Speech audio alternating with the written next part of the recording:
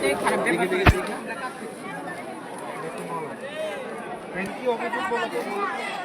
ওনার নাম হচ্ছে গোলাম স্যার।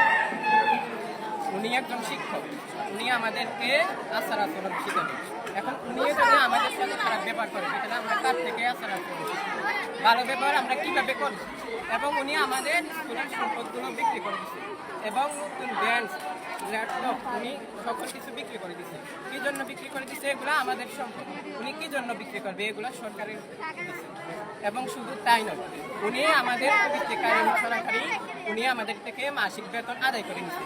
যাদের উপবৃত্তি আছে তাদের কোনো মাসিক বেতন নেওয়া হয় না, এটা সরকারের অনুমতি। তবে উনি সরকারের অনুমতি বাদ দিয়েই উনি মাসিক বেতন আদায় করে নিয়েছে ছেলেমেয়েদের থেকে। এবং উনি একজন শিক্ষক হিসেবে উনি কোনো মর্যাদায় উনি রাখতে পারে না, এবং শুধু উনি ওনার মর্যাদা ধরে রাখতে পারেন। এবং উনি একজন শিক্ষক হিসেবে আমাদের সাথে ভালো ব্যবহার করবে, এটা একটা স্বাভাবিক। আমরা ওনার পদত্যাগ চাই, ওনাকে চাই, আমরা ওনার পদত্যাগ চাই।